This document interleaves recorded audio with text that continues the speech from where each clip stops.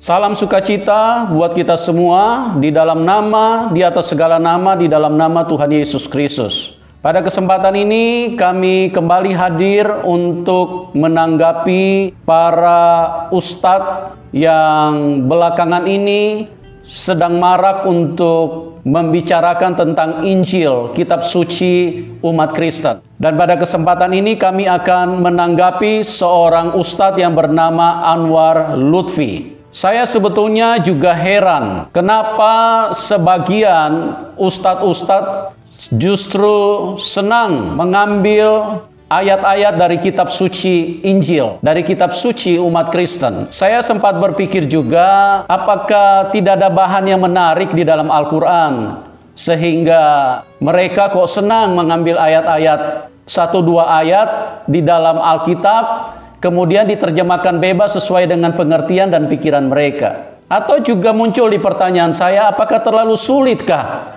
untuk mereka mengkhotbah, menceramahkan Al-Quran, sehingga mereka lebih senang untuk mencomot-comot ayat kitab suci agama lain. Tetapi itu sudah menjadi trending buat sebagian para ustadz. Dan sebagai tokoh agama Kristen, sebagai pendeta yang melayani, yang menjaga, sebagai apologet bagi umat Kristen, saya harus terus memantau dan memberikan tanggapan kepada ustadz-ustadz yang memberikan tafsiran yang sangat ngaco, tafsiran yang sangat keliru, tafsiran yang bisa menyesatkan bagi orang Kristen dan juga bagi umat Islam itu sendiri. Di dalam tafsiran-tafsiran yang diangkat oleh sebagian ustadz itu pasti tidak akan nyambung atau tidak akan ketemu, sebab kitab suci yang mereka imani dengan kitab suci yang dipercayai oleh umat Kristen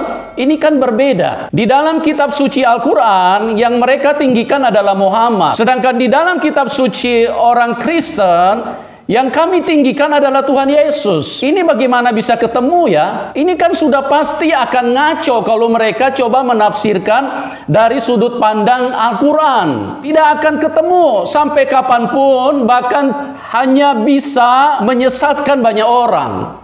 Sebelum kita lanjut, kita akan lihat dulu cuplikan video yang diceramahkan oleh Ustadz Anwar Lutfi.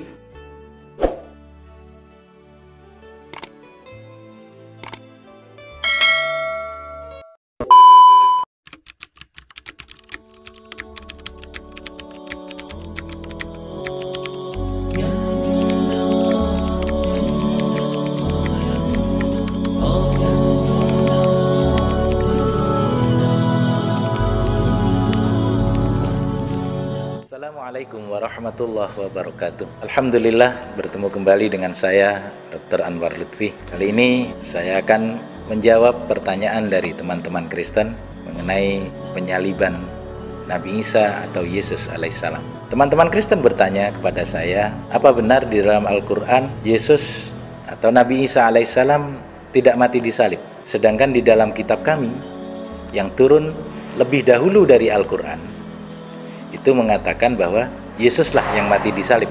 Maka saya jawab, alhamdulillah, Al-Quran dengan tegas mengatakan wa ma qataluhu wa ma salabuhu walakin subbihalahu. Jadi mereka tidak pernah membunuh Nabi Isa. Mereka juga tidak pernah menyalib Nabi Isa. Tapi Allah telah menyelamatkan Nabi Isa dan menyerupakan orang lain dalam pandangan mereka menjadi seperti Nabi Isa atau Yesus alaihissalam. Dan sebetulnya hal ini juga tertulis di dalam kitab kalian bahwa Nabi Isa atau Yesus alaihissalam tidak pernah mati disalib. Silahkan Anda baca Injil Matius pasal 27 ayat 46. Di sana dikatakan, kira-kira jam 3 berserulah Yesus dengan suara yang nyaring, Eli, Eli, lama sabachthani, yang artinya, Allahku, Allahku, mengapa kau tinggalkan aku? Seruan ini adalah seruan yang diucapkan oleh Yesus yang lain. Kenapa saya katakan Yesus yang lain? Ingat, Nabi Isa alaihissalam atau Yesus alaihissalam tidak pernah menggunakan kata Eli atau Eloi di dalam menyeru, memanggil Tuhannya. Yesus selalu menggunakan kata Bapa, Abba. Itu kalimat yang dipakai oleh Yesus. Baik beliau dalam keadaan suka maupun dalam keadaan duka. Baik ketika beliau aman maupun ketika beliau terancam. Doa beliau di Taman Getsemani, Bapa, andaikan cawan ini harus lepas dari tanganku, maka biarlah kehendakmu yang terjadi. Tidak pernah Yesus menggunakan kata Eli di dalam memanggil, menyeru, menyebut Tuhan Allahnya. Jadi jelas Alkitab mengatakan Eli, Eli lama sabachthani, itu adalah orang lain yang diserupakan oleh Allah, sehingga manusia waktu itu melihat orang yang tersalib adalah Yesus, padahal dia bukan Yesus. Jadi selama Alkitab masih menulis seruan orang yang disalib itu Eli, Eli lama sabachthani, berarti yang disalib itu bukan Yesus alaihissalam, melainkan Yesus yang lain.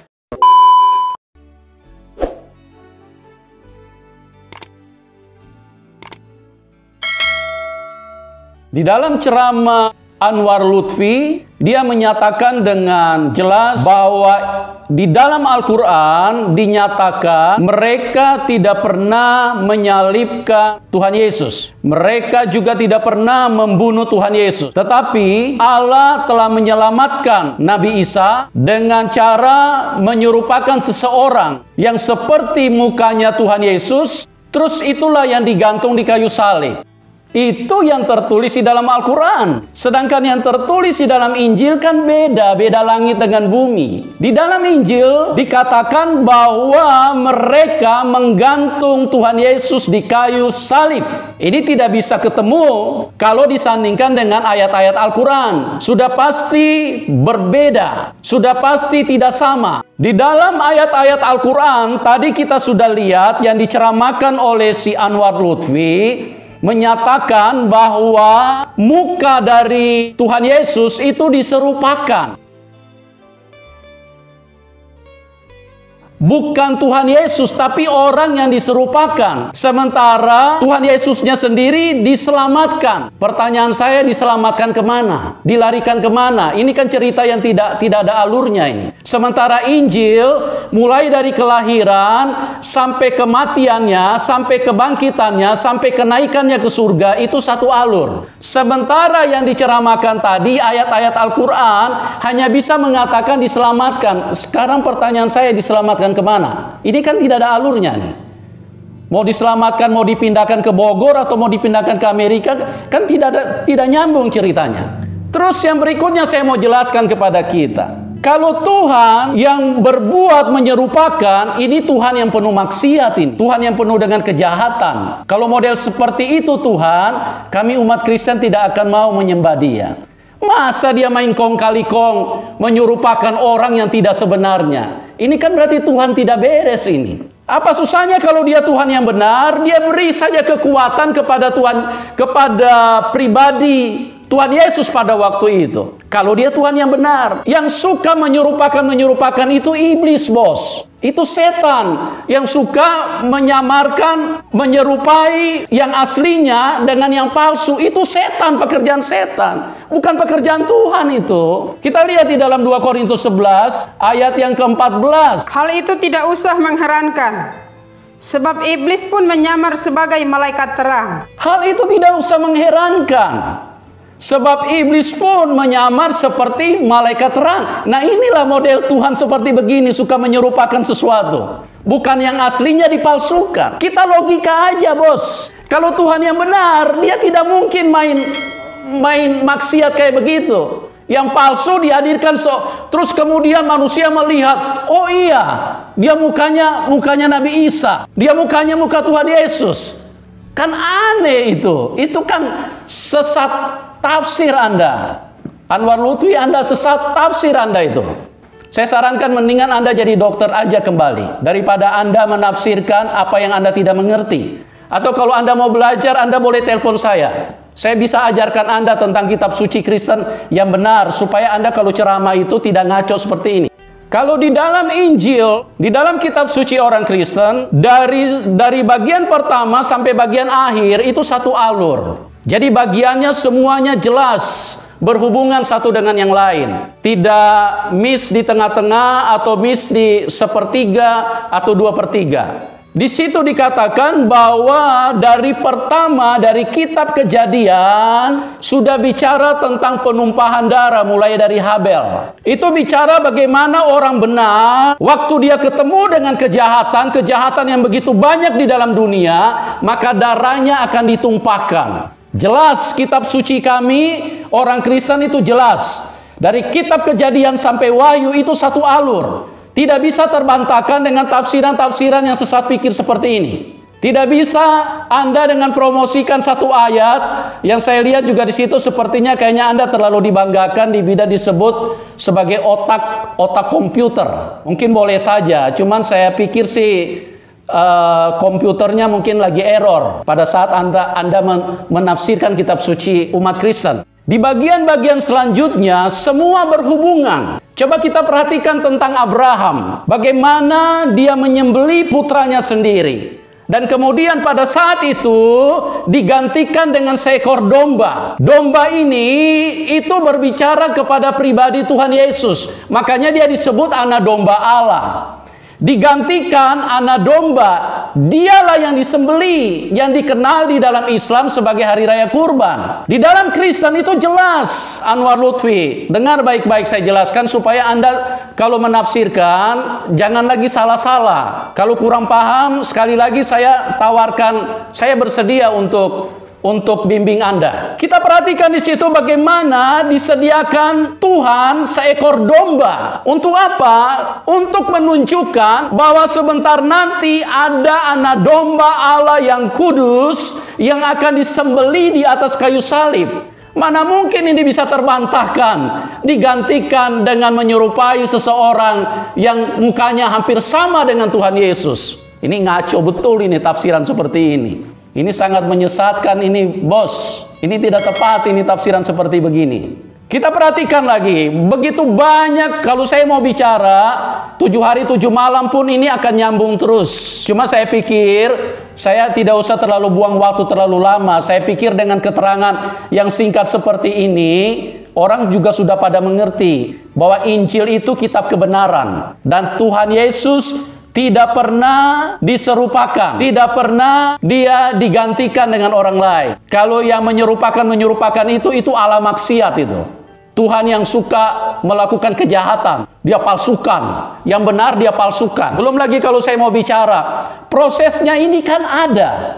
Bagaimana Tuhan Yesus ditangkap dari Taman Getsemani oleh kejahatan, oleh ahli-ahli Taurat yang begitu membenci. Dan mereka dengan pasukan tentara Romawi yang begitu besar jumlahnya. Tidak mungkin bisa dipalsukan pada saat itu. Itu sangat omong kosong. Apa yang Anda katakan itu keliru besar. Perlu saya tegaskan kembali, Allah yang benar, Tuhan yang benar, tidak mungkin melakukan seperti apa yang Anda tafsirkan dan Anda ceramahkan. Menyerupakan. Itu berarti Allah yang jahat. Dia membodohi manusia. Dia menggantikan, dia menyerupakan orang dengan membohongi publik, membohongi manusia yang sangat dia kasihi. Ini berarti dia merusak hakikatnya sendiri. Allah itu Allah yang kudus, Allah yang benar, Allah yang tidak bisa berpura-pura, Allah yang tidak bisa berbohong, Allah yang tidak bisa berbuat jahat, Allah yang tidak bisa kong kali kong. Jadi tidak mungkin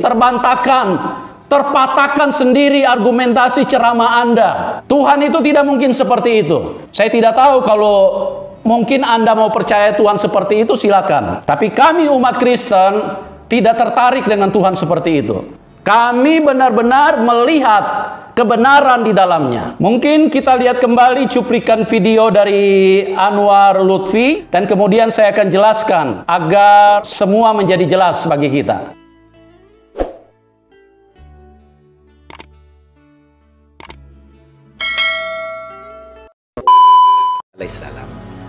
Dan sebetulnya hal ini juga tertulis di dalam kitab kalian, bahwa Nabi Isa atau Yesus alaihissalam tidak pernah mati di salib.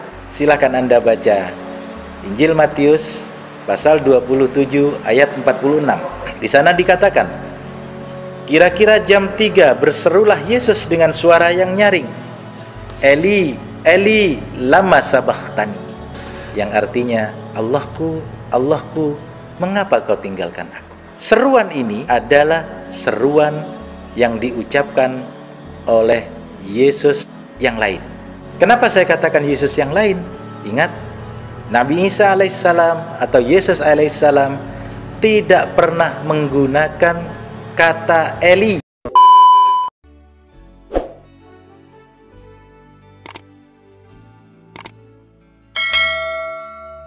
Dari Anwar Lutfi, dia mencomot ayat Alkitab yang terdapat di dalam Matius 27 ayat yang ke-46. Kita akan dengar ayat ini. Kira-kira jam 3 berserulah Yesus dengan suara nyaring, Eli, Eli lama sabaktani. Artinya, Allahku, Allahku, mengapa engkau meninggalkan aku? Ayat inilah yang dipakai oleh Anwar Lutfi untuk membenarkan tafsirannya bahwa di sini Tuhan Yesus bukan yang sebenarnya. Karena di bagian-bagian Alkitab yang lain, setiap kali Tuhan Yesus memanggil Bapa di surga, memanggil Allah, sebutannya selalu Bapa. Tetapi kenapa pada saat dia disalib, dia menyebut Eli, Eli lama sabaktani. Artinya, Allahku, Allahku, mengapa engkau meninggalkan aku? Di sini saya jelaskan kepada kita, inilah Allah yang benar. Inilah Injil kebenaran. Karena di sini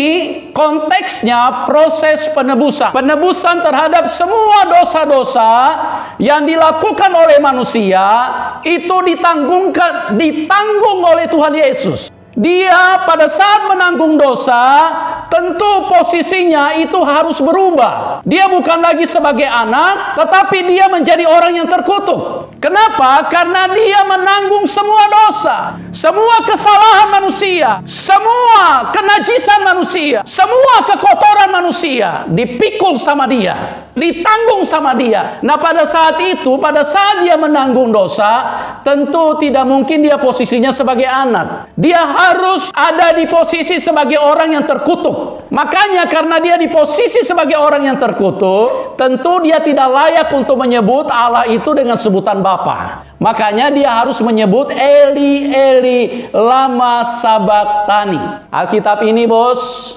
ini Injil kebenaran. Ini satu-satunya kebenaran. Semua itu jelas, ya.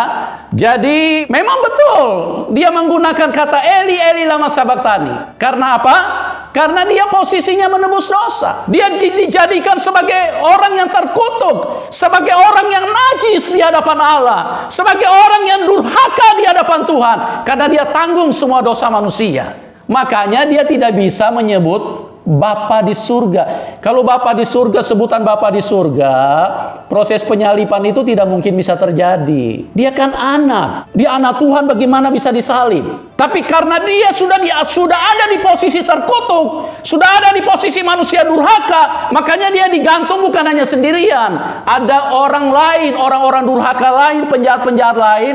Jadi dia terhitung di antara manusia durhaka. Makanya tolong dengar baik-baik Anwar Lutfi. Dia memanggil di situ Eli, Eli lama sabaktani. Dia sadar diri, dia tahu diri, dia menjadi orang yang terkutuk pada saat itu. Dia tidak boleh memanggil Bapa. Inilah kitab kebenaran. Tidak ada yang dipalsukan, tidak ada yang diserupakan. Kita akan dengarkan satu kebenaran ayat Alkitab yang menyatakan bahwa orang yang digantung di kayu salib adalah orang yang terkutuk. Tertulis di dalam Galatia 3 ayat yang ke-13. Kristus telah menebus kita dari kutuk hukum Taurat dengan jalan menjadi kutuk karena kita.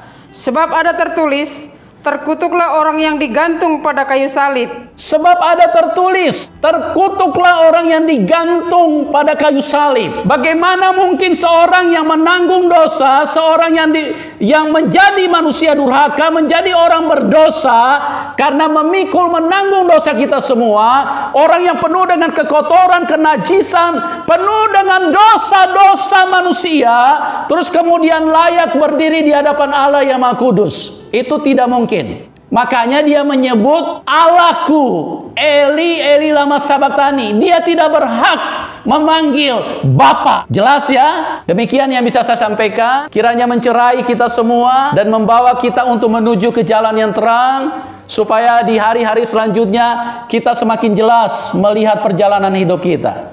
Tuhan Yesus memberkati kita semua. Amin.